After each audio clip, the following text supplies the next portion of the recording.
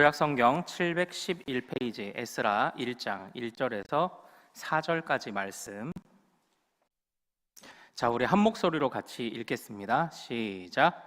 바사왕 고레스 원년에 여호와께서 예레미야의 입을 통하여 하신 말씀을 이루게 하시려고 바사왕 고레스의 마음을 감동시키심에 그가 온 나라에 공포도 하고 조서도 내려 이르되 바사왕 고레스는 말하노니 하늘의 하나님 여호와께서 세상 모든 나라를 내게 주셨고 나에게 명령하사 유다 예루살렘의 성전을 건축하라 하셨나니 이스라엘의 하나님은 참 신이시라.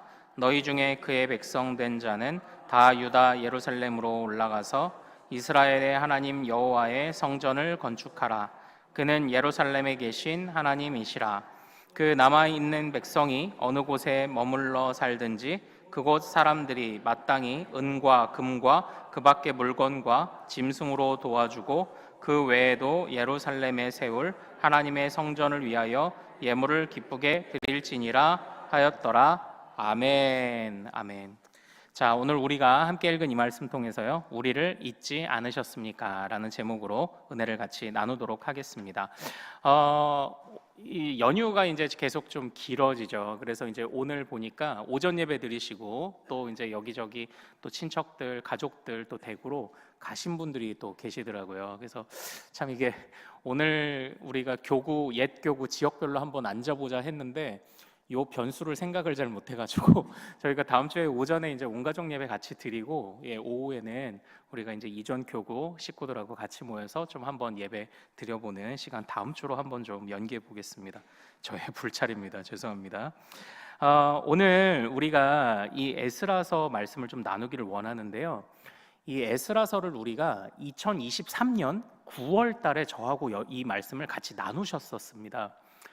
그런데 우리가 지금 통독을 하는 차례가 이 에스라 느헤미야서 말씀이에요. 그래서 그때는 이게 한 주 한 주 보다 보니까 몇 달을 이렇게 봤잖아요. 근데 지금 오늘 이 시간에 이번 한 주에 이 통독이 이제 끝나니까 이 시간에 간단하게 볼 수 있는 부분들을 통해서 우리 에스라 느헤미야의 맥락을 좀 한번 가능한 데까지 잡아보는 것이 이제 오늘의 목적입니다. 자, 우리 먼저 첫 번째 화면을 한번 보여주실까요? 네. 이건 그 유명한 화가 렘브란트가 그린 그림입니다. 제목은 벨사살 왕의 연회라는 제목입니다. 벨사살 왕이 누굴까요? 벨사살 왕, 바벨론의 마지막 왕이고요. 저 연회에 갑자기 벽에 손가락이 나타나서 글씨를 씁니다. 메네 메네 데겔 우바르신이라고 씁니다. 저기 히브리어 읽으신 거예요? 네, 지금 네, 아시네요. 예. 메네 메네 데겔 우바르 신. 예, 마지막 한 줄이 신이에요. 메네 메네 데겔 우바르 신. 이게 무슨 뜻이냐면 세었다, 예, 숫자를 세어봤다, 그리고 무게를 달아보았다, 그리고 나누었다라는 이런 뜻입니다. 이 손가락이 갑자기 나타나서 이제 이 부분을 이제 우리 다니엘이 이 부분을 이제 해석을 하는데, 저 나타나서 손가락이 썼던 저 글은 그러니까 바벨론을 지금 매달아보고 가늠을 해봤다는 겁니다. 예, 한번 달아도 보고 숫자도 세하려 보고, 그러니까 판단을 했다는 뜻입니다. 그러고 나서 결국 하나님이 바벨론을 판단하고 어떻게 하셨다? 쪼개버리셨다라는 것을 이제 의미합니다. 저걸 이제 다니엘이 해석을 합니다. 그래서 이제 저 장면이 저 왕이 깜짝 놀라고 있죠. 이제 벨사살 왕입니다. 그래서 저 벨사살 왕이 저 손가락이 나타나 쓴 글씨, 그러니까 지금 이 바벨론이라는 나라가 지금 이스라엘도 멸망시키고 영원히 계속될 줄 알았는데 저렇게 갑자기 잔치 중에 손가락이 나타나서 글씨를 쓴 그날 밤에 바로 페르시아로부터 침략을 당하여 멸망하게 됩니다. 이제 화면을 좀 내려주시죠. 그때부터 우리는 이 페르시아가 이제 역사상에 등장을 하는데요. 페르시아는 메데라는 나라와 함께 연합군을 맺어서 메데바사, 이제 성경에서 메데바사 이렇게 나오죠. 메데와 페르시아, 메데인 또는 페르시아, 메데바사 다 같은 의미입니다. 이렇게 연합군으로 이 바벨론을 멸망시킵니다. 그때에 이 바벨론을 멸망시킨 왕이 누구냐? 오늘 우리가 읽은 이 에스라서에 등장하는 고레스입니다. 고레스. 고레스 2세예요. 참고로 고레스 1세는 그의 할아버지입니다. 네, 할아버지. 그 특징이 재밌는 게 요 페르시아 왕들은 자기 아버지가 뭐 고레스다 그러면 아들이 2세, 3세 이렇게 안 가고 할아버지 이름을 따라가더라고요. 고레스라는 할아버지가 먼저 이 페르시아를 세웠고, 그리고 나서 그 손자인 고레스 2세가 이제 이 바벨론을 점령하면서 중동의 패권을 잡습니다. 이 페르시아가 오늘날 어느 나라일까요? 네, 이란입니다. 이란. 네, 이란. 그래서 바사, 페르시아. 그런데 이 성경은요, 성경은 지금 말하는 바가 있습니다. 성경이 말하는 것이 무엇이냐? 이 세상에 그냥 이렇게 역사가 돌아가는 것 같아도 그 이면에서는 하나님의 보이지 않는 손길이 그 모든 역사를 주도하고 계시다는 거예요. 그러니까 그냥 역사에서는 하나님이 그냥 역사에서는 이제 바벨론을 페르시아가 침략해서 멸망시켰다라고까지만 기록이 되어 있습니다. 근데 또 참고로요, 이 지금 이 바벨론 나라에 그 당시는 정략 결혼을 맺잖아요. 그러니까 이 바벨론의 딸을 페르시아로 시집 보냈는데 그 딸이 낳은 아들이 와서 다시 점령을 해버리는 이제 이런 상황이 벌어지는 겁니다.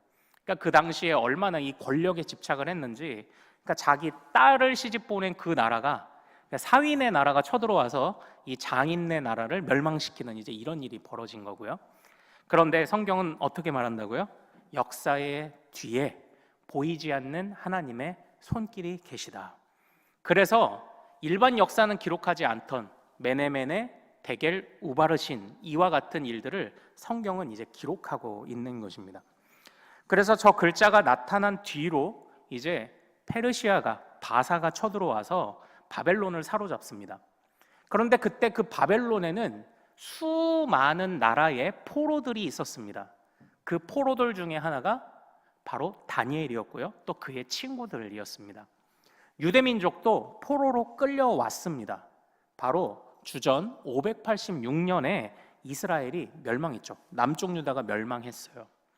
그리고 나서 약 50년이 지난 주전 538년 9년 어간에 이 고레스 왕이 칙령을 발표하게 됩니다. 그러니까 지금 오늘 우리가 읽은 이 에스라서 1장에 있는 말씀은요, 사실 진짜 이 바벨론 왕의 이야기입니다. 그런데 그 바벨론 왕이 무엇이라고 말하는지가 지금 아주 중요합니다.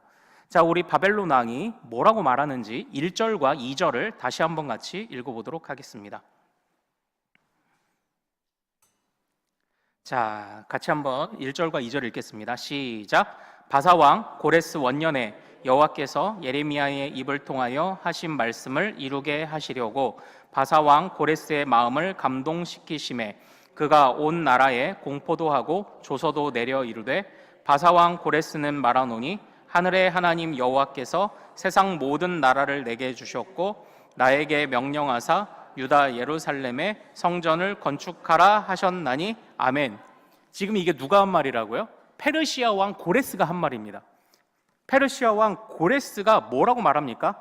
하늘의 하나님 여호와께서 내게 이 모든 나라를 주셨다고 지금 그렇게 말을 하고 있습니다. 지금 이방인입니다. 유대인을 사로잡은 바로 그 적군, 강한 그 고레스 왕이 뭐라고 말한다고요? 하늘의 하나님이 지금 이 나라를 내게 주셨다라고 고백을 하고 있는 겁니다. 여기에서 명확하게 드러나고 있죠. 이 세상은 누가 이끌고 누가 주도하고 계신다? 바로 하나님이 주도하고 계시다는 것을 지금 보여주고 있는 것입니다.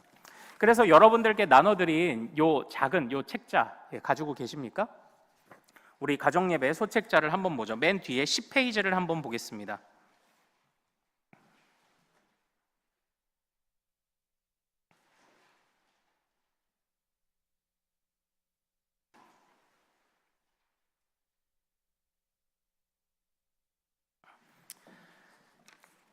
자, 나눠드린 교환 10페이지를 한번 좀 보도록 하겠습니다.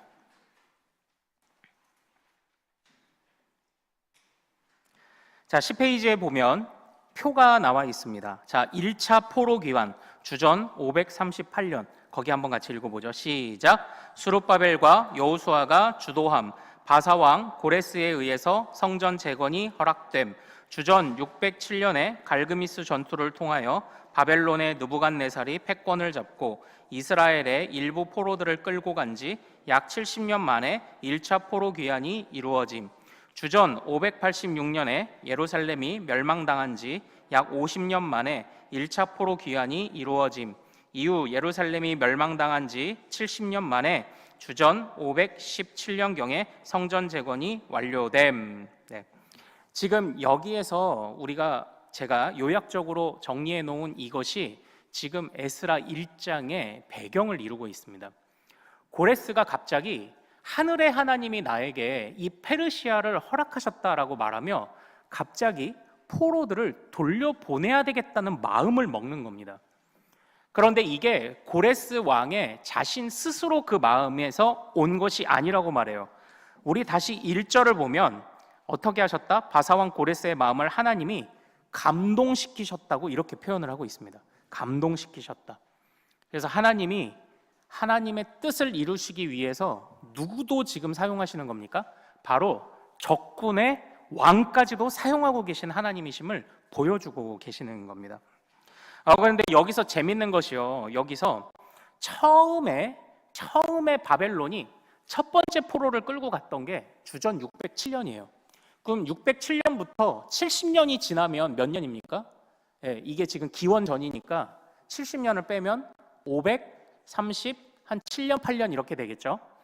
지금 예레미야 선지자를 통하여 포로기가 70년이 될 것이라는 예언이 첫 번째 포로가 끌려간 주전 607년에서부터 정확하게 70년이 지난 주전 538년에 고레스 왕에 의해서 포로가 다시 돌려보내지게 되는 겁니다. 그러니까 지금 주님이 고레스 왕의 마음을 움직이셨고 또한 주님이 이전에 명하셨던 회복의 약속이 70년이라는 약속이 지금 성취되는 것을 보여주는 것이 바로 이 에스라서입니다. 그런데요, 이 에스라, 우리가 이 에스라서를 에스라가 기록했다라고 우리가 그렇게 생각을 하지만 사실 이 초반에 있는 부분은요, 에스라가 직접 본 이야기는 아니에요. 왜냐하면 처음 고레스 왕에 의해서 포로가 돌아간 건 주전 538년인데 에스라는 지금 언제적 사람입니까? 자, 우리 교환을 보고 2차 포로 귀환을 한번 보죠. 자, 2차 포로 귀환 주전 458년 같이 읽습니다. 시작. 학사 에스라가 주도함. 하나님의 말씀을 세움. 하나님의 말씀이 살아있지 않은 성전은 껍데기뿐이라는 교훈을 줌.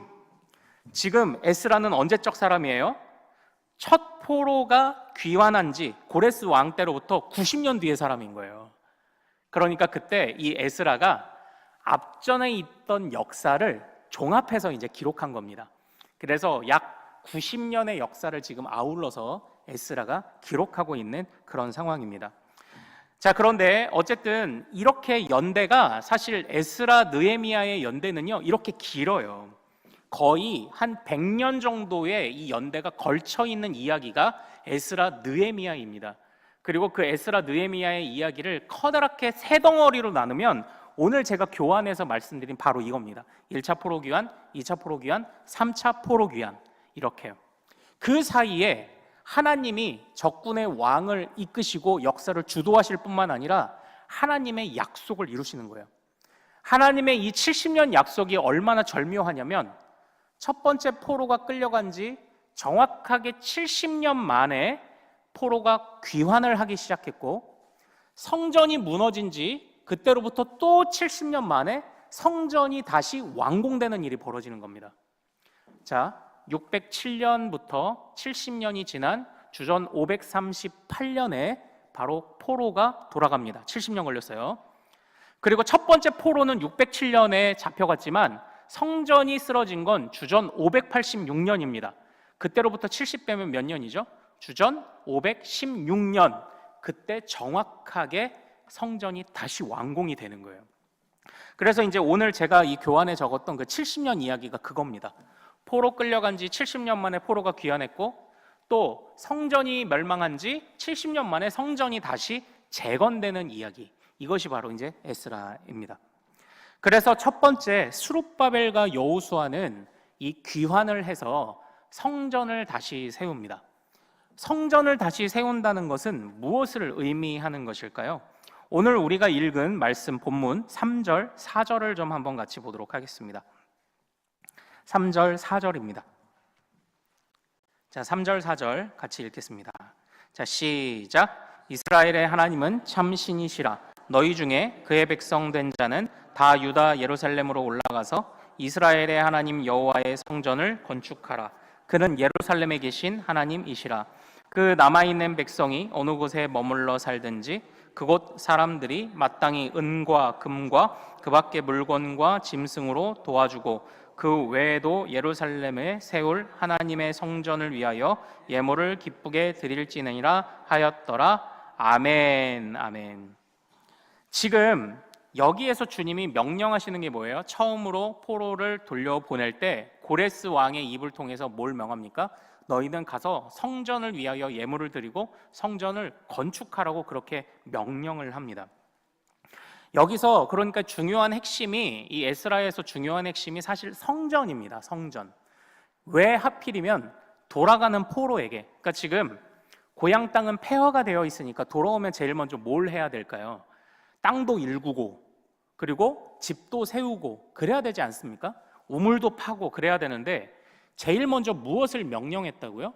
성전을 지으라고 명령을 한 겁니다. 그러니까 사실 이게 쉬운 이야기가 아닙니다. 이게 단순하게 어디 뭐 건축헌금 드릴 때 나오는 그런 이야기가 아니에요. 성전을 왜 지으라고 하셨을까? 우물도 다 메워져, 밭도 폐허가 돼, 고향 땅에는 처참한 모습이 남아있는데 왜 밭을 일궈라가 아니라 성전을 지어라라는 것을 명령하셨을까? 왜 그 어려운 중에 왜 예물을 굳이 드리게 해서 성전을 지으라고 명령을 하셨을까요? 우리 같이 한번 따라해 볼까요? 예배하는 백성이 하나님의 백성이다. 바로 그것 때문입니다. 예배하는 백성이 하나님의 백성이기 때문이에요.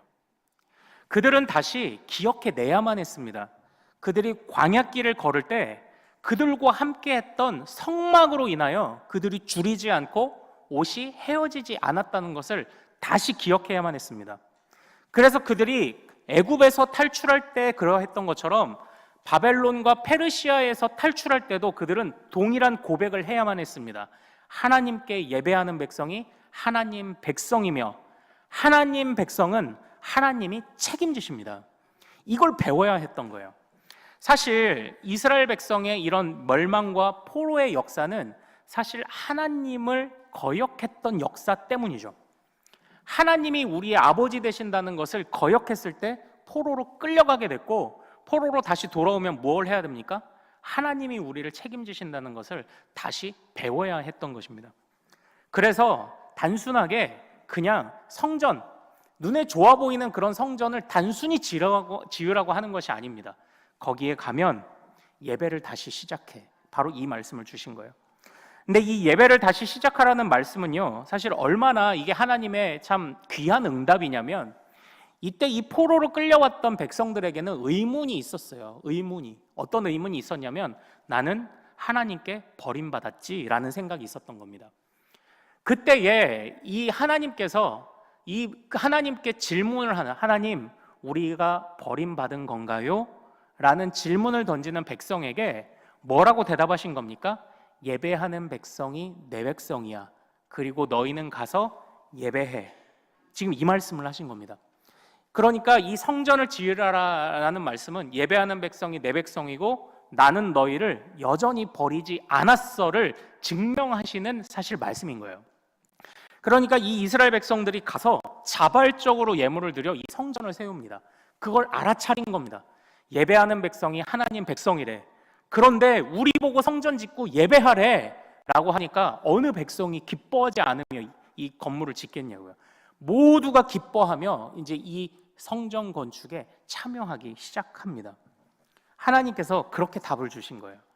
하나님께서 우리에게 정말 예배하는 백성이 나의 백성이라는 그런 답을 주셨던 것입니다. 사랑하는 여러분, 우리도 살아갈 때 때로는 하나님 앞에서요 의문을 가질 때가 많습니다. 그러나 이제 저는 이게 참 그런 마음이 듭니다. 하나님께 때로는 직접적인 응답을 못 듣는 때도 있을 겁니다. 하나님이 구체적으로 보여주시지 않는 때도 있습니다.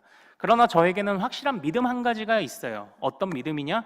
내가 예배하는 한 하나님은 나를 놓치지 않으실 것이라는 믿음이 저에게 있습니다. 여러분들도 어떠십니까? 그 믿음을 가지고 계십니까? 네, 그렇다면 여러분들은 에스라를 읽으시면서, 에스라 느헤미야서를 읽으시면서 그 마음을 품고 이 말씀을 묵상하시면 더욱 좋습니다. 내가 예배하기에 하나님 백성입니다. 때로는 내가 하나님 앞에 응답도, 때로는 내가 하나님 앞에 어떤 정확한 길도 안내받지 못하는 것 같지만, 그러나 하나님이 지금 나에게 예배를 허락하셨다면, 내가 계속 예배하고 있다면 나는 여전히 하나님께 붙들림 받은 자이구나, 이 확신을 에스라를 통해서 반드시 가질 수 있기를 소망합니다. 바로 그것을 알려주는 말씀이 바로 이 에스라입니다. 예배의 회복, 예배의 회복, 바로 그것입니다. 그래서 이 에스라를 읽어 나가시면서요, 우리는 자연스럽게 배워야만 합니다. 하나님이 역사를 주도하고 계시는구나, 그리고 하나님의 그 약속을 이루고 계시는구나, 그리고 하나님은 주권적으로 역사도 이루시고 하나님의 약속도 하나님의 주권을 따라 이루시지만 그 하나님의 주권이 나를 향해 있구나, 이것을 에스라와 느헤미야를 통해 배우실 수 있기를 소망합니다. 자, 그리고요, 우리 요 11페이지 우리 중간 부분에 있는 에스라 느헤미야의 전체적인 흐름을 좀 한번 읽어보도록 하겠습니다. 자, 에스라 느헤미야는 회복의 이야기입니다. 자, 이 부분 우리 같이 한번 읽어보죠.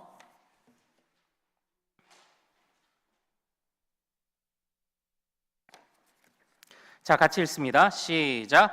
에스라 느헤미야는 회복의 이야기입니다. 정확히는 회복시키시는 하나님의 이야기입니다.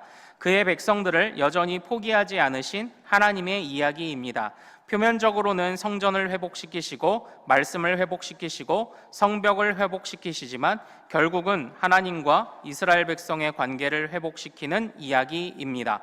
이런 상황을 염두에 두고 에스라 느헤미야의 말씀을 묵상하며 잘 이해할 수 있도록 노력해 보시기 바랍니다. 네. 지금 이 부분의 핵심을 캐치하셨습니까? 자, 제가 지금은 다시 예배하라, 다시 성전을 건축하라를 강조했습니다.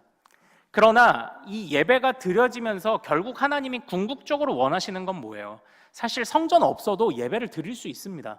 그런데 굳이 성전을 짓게 하시고 그들의 열심을 보시며 하나님이 예배를 회복하게 하시는 이유가 뭐예요? 단지 건물을 세우는 게 목적이 아니라 하나님과 백성과의 관계를 회복시키시겠다는 지금 주님의 뜻이 그 안에 있는 겁니다. 그러므로 에스라를 읽으실 때 보면 성전의 회복 이야기도 나와요. 그리고 중간에 주춤주춤하고 삐끗할 때 에스라가 말씀으로 그 성전을 채우는 이야기가 나옵니다. 그리고 예배가 갖춰지면 하나님이 예배만 잘 드리면 된다 하실 것 같죠? 아니요.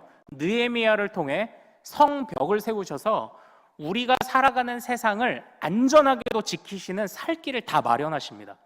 예배가 갖춰지고 하나님의 백성을 보호하신다는 상징으로 성벽을 또 짓게 하시면서 예배뿐만 아니라 삶의 현장까지도 주님이 책임지신다는 것을 다 보여주고 계시는 거예요.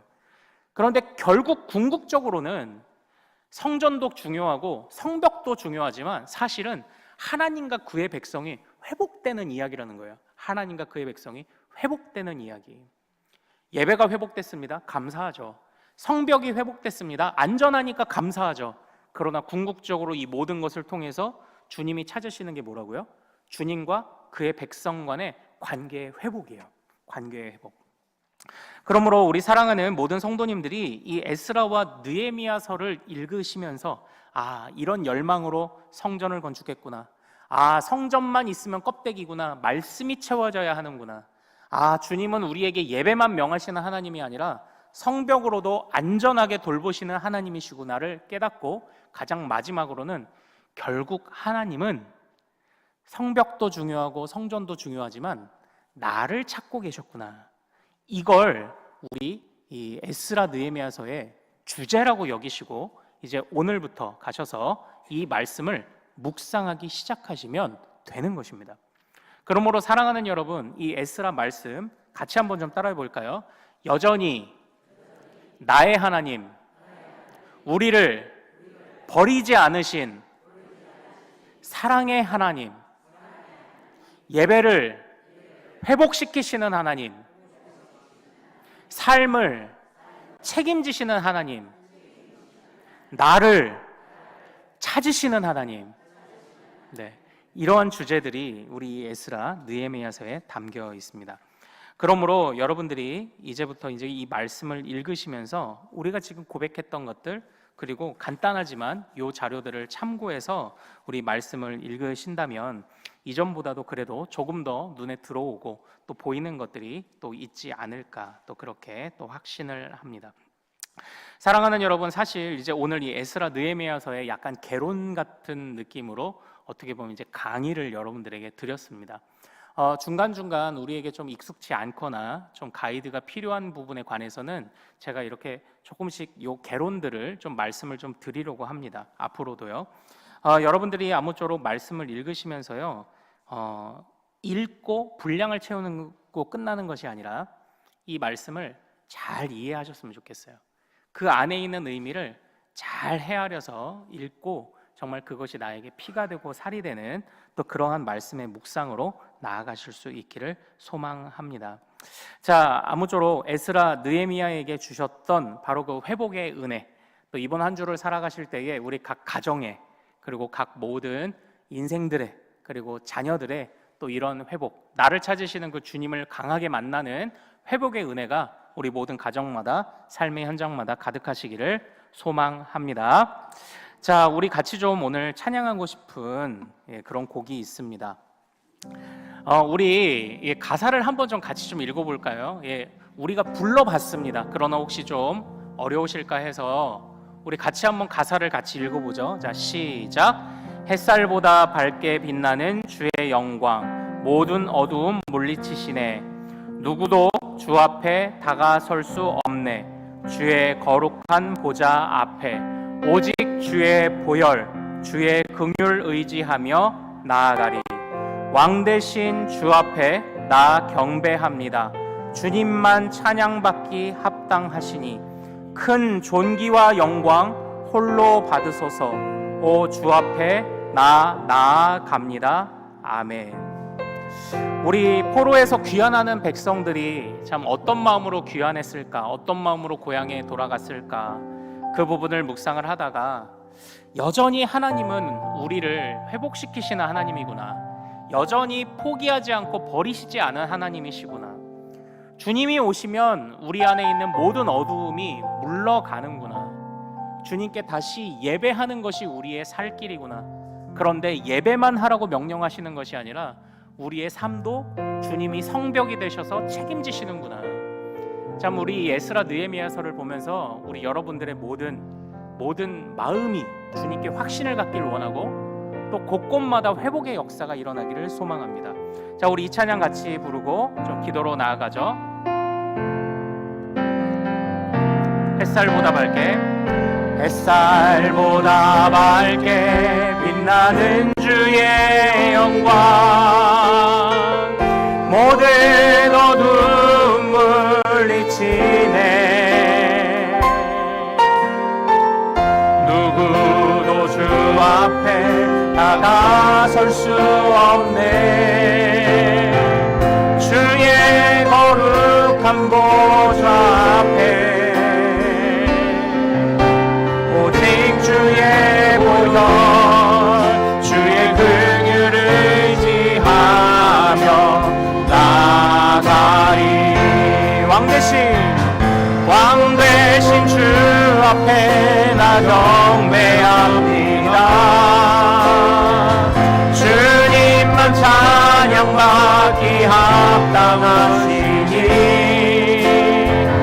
큰 존귀와 영광 홀로 받으소서.